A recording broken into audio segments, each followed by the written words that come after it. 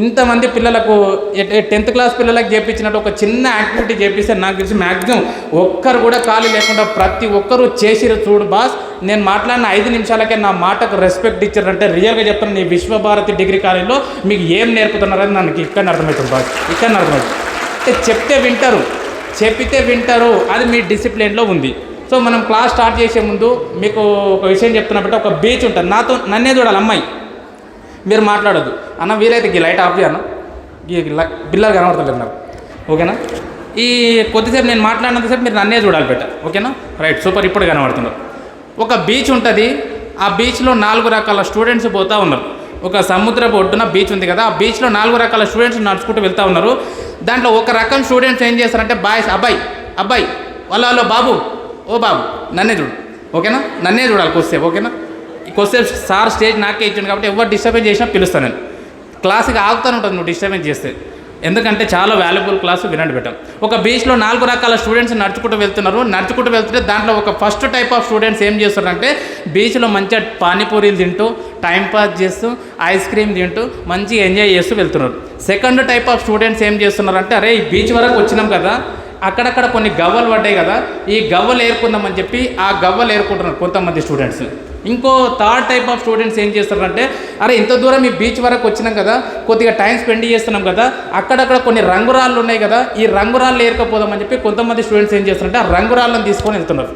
ఇక fourth type of students ఉన్నారు, 4వ రకం స్టూడెంట్స్ కొంతమంది ఉన్నారు. వాళ్ళు ఏం చేస్తారంటే అరే ఎక్కడి నుంచో ఇంత దూరం వచ్చినాము, సముద్రం దగ్గరికి వచ్చినాము, సముద్రం దగ్గరికి మళ్ళీ వస్తామో రామో, ఇంత దూరం వచ్చినాం కదా, ఏదైనా సరే రిస్క్ చేసైనా సరే, కొద్దిగా కష్టమైనా సరే, కొద్దిగా ఇబ్బంది పడైనా సరే సముద్రం లోపలికి వెళ్తే ముత్యాలు ఉంటాయని చెప్పి మనం చాలాసార్లు విన్నాం కదా, ఏదైనా సరే ఈరోజు ప్రయత్నం చేద్దామని చెప్పి వాళ్ళు ఏం చేశారంటే కొద్దిగా రిస్క్ చేసి సముద్రం లోపలికి వెళ్ళి ముత్యాలు తీసుకొని వెళ్ళిపోయారంట. ఇప్పుడు ఈ 4 రకాల స్టూడెంట్స్ అక్కడ నుంచి వెళ్ళిపోయినారు.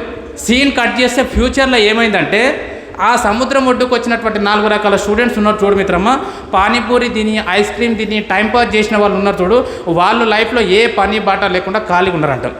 నెక్స్ట్ గవ్వలు ఏరుకున్నారు చూడు, ఆ గవ్వలు ఏరుకున్న వాళ్ళు వాళ్ళకు తోచింది ఏదో ఒక చిన్న పని చేసుకుంటూ ఉన్నారంట.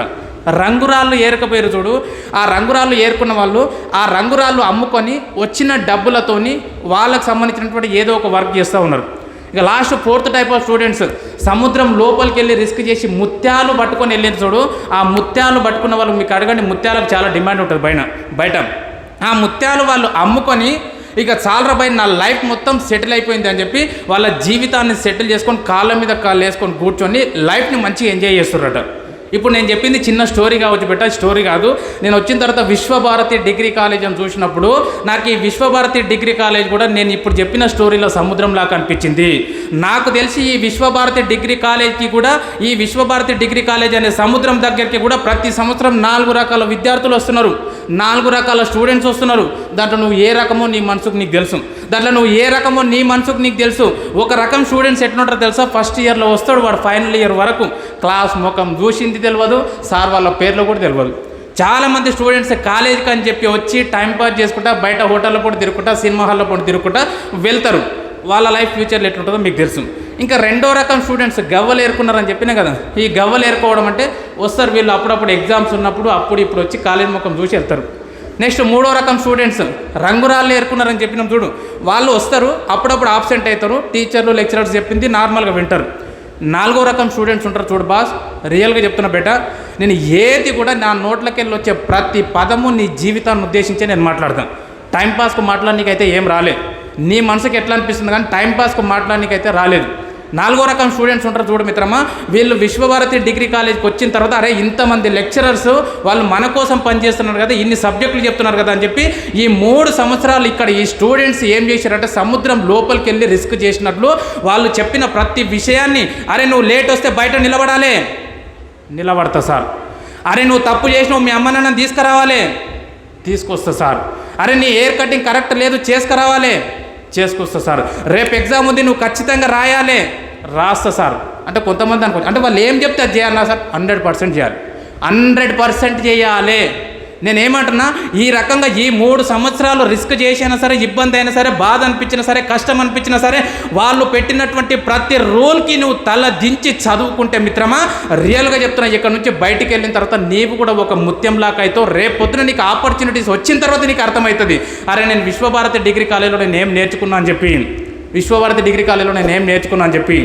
రియల్గా ఇక్కడ కనుక 4వ రకం స్టూడెంట్స్ ఎవరన్నా ఉంటే అది లెక్చరర్స్ కూడా తెలుసు. రియల్గా బెట ఐ అప్రిషియేట్ యూ, మిమ్మల్ని మనస్ఫూర్తిగా అభినందిస్తున్నా. అంటే ఇప్పుడు ఈ 3 రకాల స్టూడెంట్స్ వేస్ట్ ఆస్తారంటే నేను ఎవ్వరు కూడా వేస్ట్ అనట్లే, ఎవ్వరు కూడా పనికిరారు అని అనట్లే. నేనేం చెప్తున్నా బేట, నువ్వు 1వ రకమైన, 2వ రకమైన, 3వ రకమైన, 4వ రకమైన ప్రతి విద్యార్థి దగ్గర, ప్రతి అమ్మాయి దగ్గర, ప్రతి అబ్బాయి దగ్గర లోపల ఇంటర్నల్గా ఒక పవర్ ఉంటుంది, ఒక ఎనర్జీ ఉంటుంది, ఒక శక్తి ఉంటుంది, ఒక టాలెంట్ ఉంటుంది. దాని మీద కొద్దిగా ఫోకస్ చేయండి. చాలామంది పిల్లలు సార్ వాళ్ళ దగ్గర అద్భుతమైనటువంటి టాలెంట్ పెట్టుకొని కూడా దాన్ని బయటికి తీయకుండా, దాన్ని స్థాన పెట్టకుండా, దాని మీద పని చేయకుండా అసలు జీవితాన్ని వ్యర్థం చేసుకుంటున్న వాళ్ళు చాలామంది ఉన్నారు. నేనేమంటున్నా బేట, ఇక్కడ ఈ కార్నర్ నుంచి ఆ కార్నర్ వరకు కూర్చున్న ప్రతి ఒక్కరి లోపల ఒక టాలెంట్ ఉంటుంది, ఒక స్కిల్ ఉంటుంది. దాన్ని బయటికి తీయండి, అది ఒక టైం పడుతుంది దానికి బయటికి రావడానికి. అంటే మీకు ఏం చెప్తున్నంటే, ఒక రైతు ఒక అడవికి వెళ్ళిండు. ఒక రైతు అడవికి వెళ్ళినప్పుడు ఆయన ఇట్లా నడుచుకుంటూ వెళ్తున్నప్పుడు ఆయనకు ఒక గుడ్డు దొరికిందట. ఏం దొరికింది? రెస్పాన్స్ చేయాలి. ఏం దొరికింది? ఏం గుడ్డు దొరికింది సార్ అంటే గద్ద ఉంటుంది కదా, ఆ గద్ద గుడ్డు దొరికిందట. గద్ద గుడ్డు దొరికినప్పుడు ఆయన గద్ద గుడ్డు తీసుకొని, అరే ఇది ఇంత పెద్ద ఉందేమో గుడ్డు, ఇది ఏం గుడ్డు, సరే ఏదైతే అది ఇంటికి తీసుకెళ్దామని చెప్పి దాన్ని ఇంటికి తీసుకెళ్ళి తన కోడి ఉంటుంది, ఇంట్లో పెంచుకునే కోడి ఉంటుంది కదా, ఆ కోడి గుడ్లతో పాటు ఈ గుడ్డును కూడా పెట్టినట్ట. 10 కోడి గుడ్లు ఉన్నాయి, 11వదేమో గద్ద గుడ్డు. అయితే ఆ కోడి ఏం చేసింది, అన్ని గుడ్ల మీద కూర్చొని పొదిగింది. 21 డేస్ తర్వాత ఏమైందంటే, ఆ 10 గుడ్లకి వెళ్ళి కోడి పిల్లలు వచ్చినాయి, ఒక గుడ్డుకి వెళ్ళి గద్ద పిల్ల వచ్చింది. కానీ అక్కడ ఉన్నటువంటి ఆ తల్లి కోడి ఏం చేసిందంటే, అన్ని గుడ్లకి వెళ్ళి వచ్చిన పిల్లల్ని కోడి పిల్లల్లాగానే చూస్తుంది, ఎందుకంటే ఆ తల్లి కాబట్టి. రియల్గా చెప్పండి, అక్కడ ఉన్న 10 కోడి పిల్లలు, ఒక గద్ద పిల్ల 2 సేమా కాదు.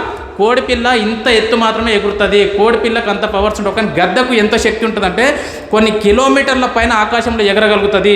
ఎక్కడనో ఆకాశంలో ఉండి భూమి మీద కనబడుతున్నటువంటి చిన్న చిన్న పక్షుల్ని, చిన్న చిన్న కోడి పిల్లల్ని చూసి కూడా పట్టుకొని తినగలిగే కెపాసిటీ అనుకుంటుంది.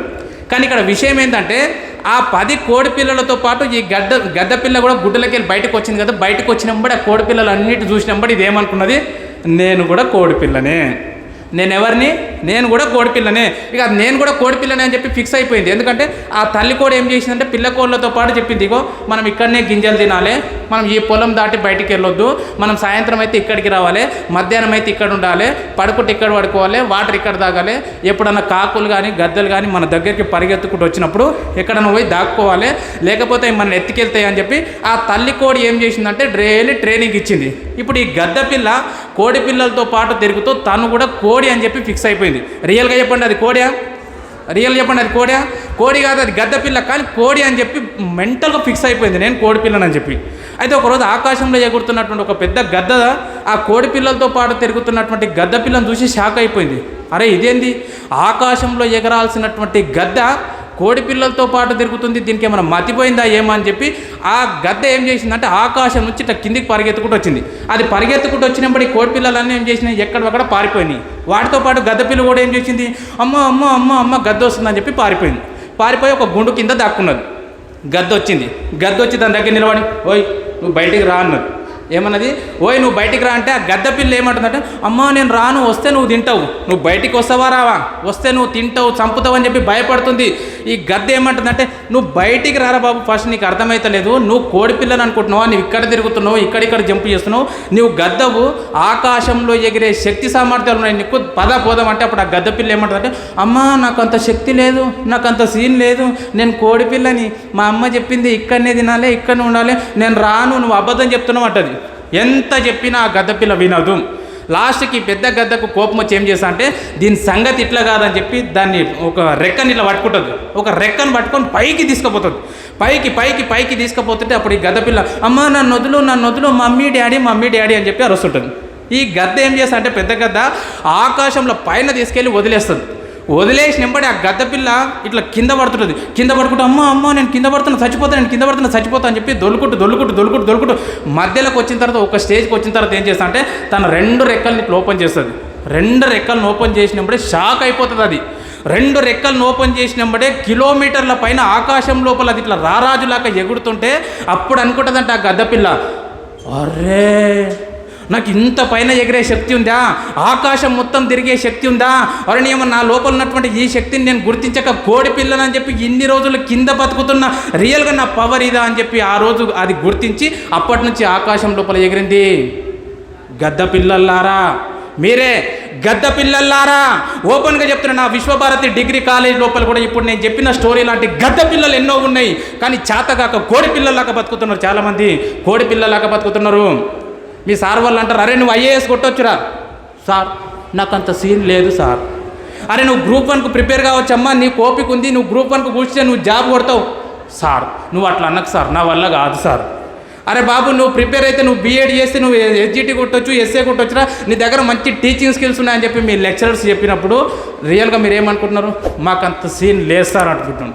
ఇప్పుడు నేను చెప్పినటువంటి స్టోరీ లాగా రియల్గా చెప్తున్నా, మీ అందరి లోపల కూడా అంతర్గతంగా కావాల్సిన శక్తి సామర్థ్యాలు ఉన్నాయి. కాకపోతే ఆ శక్తి సామర్థ్యాలను మనం ఎక్కడ వాడుతున్నాం అనేది ఇంపార్టెంటు. ఎక్కడ వాడుతున్నాం అనేది ఇంపార్టెంటు. నాది మైండ్ పవర్ అని చెప్పి 4 గంటల ట్రైనింగ్ ప్రోగ్రామ్ ఉంటుంది. దాంట్లో చెప్తుంటే ఒక లైన్ నేను ఏమని, you can achieve what you think, you can achieve what you think or you will achieve what you think. బాగా గుర్తుపెట్టుకోండి, ఇక్కడ ఉన్న అమ్మాయిలు కానీ అబ్బాయిలు కానీ లెక్చరర్స్ కానీ, మన జీవితంలో మనం ఏది ఆలోచిస్తే అదే మన దగ్గరికి వస్తుంది. మళ్ళీ చెప్తున్నా, మన జీవితంలో మనం ఏది ఆలోచిస్తే అదే మన దగ్గరకు వస్తుంది. ఒక్క మాటలో నీకు అర్థమయ్యేటట్టు చెప్పాలంటే, ప్రతి ఒక్కరు, నీవు నేను ఇక్కడ ఉన్న వాళ్ళందరూ ఉదయం లేచినప్పటి నుంచి రాత్రి పడుకునే వరకు ఒక్కొక్కరికి 60,000 నుంచి 70,000 ఆలోచనలు వస్తాయంట. ఎన్ని ఆలోచనలు వస్తాయి బేట? 60,000 నుంచి 70,000 ఆలోచనలు వస్తాయి. ప్రతి ఒక్కరికి 60,000 నుంచి 70,000 ఆలోచనలు వస్తాయి కదా. ఈ 60,000 నుంచి 70,000 ఆలోచనల లోపల మెజారిటీ ఆఫ్ థాట్స్ నువ్వు దేని గురించి అయితే చేస్తున్నావు అదే నీ లైఫ్లోకి వస్తుంది.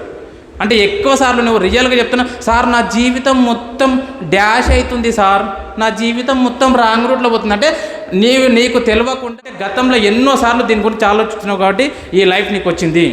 మరి చాలామంది యూత్ ఏం ఆలోచిస్తారు, రోజుకొచ్చే 70,000 ఆలోచనల లోపల ఎన్నిసార్లు నువ్వు పాజిటివ్గా ఆలోచిస్తున్నావు, ఎన్నిసార్లు రియల్గా నువ్వు సక్సెస్ అవుతావు అని చెప్పి ఆలోచిస్తున్నావు, ఎన్నిసార్లు రియల్గా నీ మీద నీ గుండె మీద చేసుకొని చెప్పు, ఎన్నిసార్లు నీ మీద నీకు నమ్మకంతో ఆలోచిస్తున్నావు.